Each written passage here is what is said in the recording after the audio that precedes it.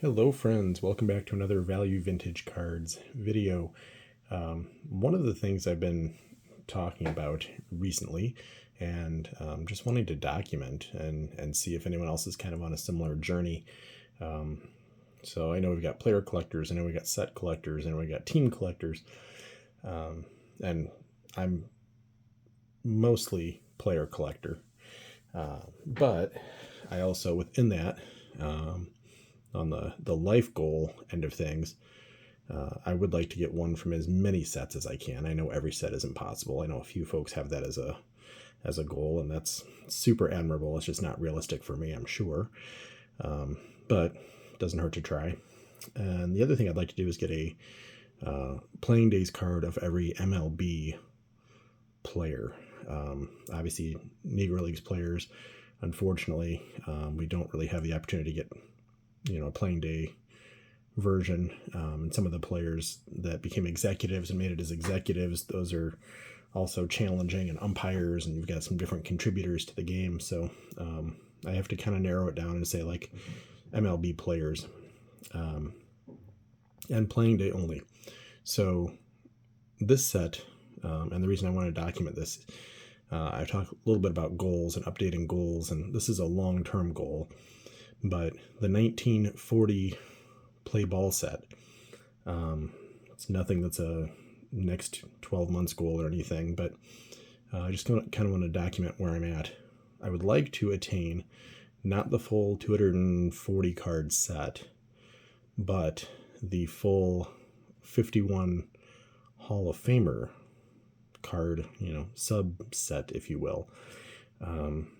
And I guess I would have to have at least 52 because I show Shoeless Joe back there, who is sadly not a Hall of Famer, but he is a world-class player. So obviously that's probably the card in the set, honestly. Everything else is a little bit lower value and a little less sought after probably. But you do get a playing days DiMaggio, you get a playing days Williams, and you get a lot of the cards in this set are throwbacks to kind of the, it's funny, it's the older players, given that's a set from 1940. So it is kind of funny. We look down on, non-playing days, but that's still a, 80 plus, 84-year-old Christy Mathewson and George Sisler card. So to find those in good shape is still neat and impressive. But the set, throwing Shoeless Joe out of the conversation, has 51 Hall of Famers. I believe there's maybe 15 or 16 that are active playing days, and then a whole bunch that are more historic figures in the game. So I just want to document where all I'm at. So I've obviously got those 4, plus Shoeless Joe. And then just documenting what else I've got. So I've got Walter. Got Gehringer. They really are neat. They're really good write-ups on the back. So if you are a true collector, not just trying to amass, stocks and assets, these are really, really interesting and fun to collect and gather and just pull out of the boxes and sit down with. Mel Ott, playing days. And then we get into some more historic ones. So I got Old Pete. I also am a sucker for nicknames, so back write-up being good and nicknames being good is like perfect storm for me. Joe Cronin. So it's a good one. Frankie Frisch. And the crazy thing, too, of this set is I'm going to guess a lot of these were like $10. You get a Honus, which is hard to get any kind of Honus Wagner, so put his face on anything, it's going to be expensive. Tris Speaker. I did pick up a few of these, and I'll show you. This one's brutal. That one's got paper loss, but when you can get a Tris Speaker for, I'm going to say I bought that for like $10 or less years ago, but still, that's fine. Nap Lajoie, Larry. Johnny Evers. Harry Hooper. And some of these, it is funny, I've got some that are in like brutal shape, and I've got some that are like that thing. If I was a grading person, it seems gradable. It's got a little bit of a blemish on the edge there, so maybe it still grades not amazingly, but presents nice. Wee Willie. Love those when they give the nicknames again. That one's nice and clean, so that's another one that, could be gradable. They're not all raw in my collection. I do have some that are graded. I like these two. Big Poison. The origin of that, I guess the fans were actually with thick accents saying big person and little person, and the way it sounded like a big poison and little poison, so that became their nickname. So I love irony in nicknames. Frank Chance. That's all I've got for PSA, and then I've got a few that are SGCs as well.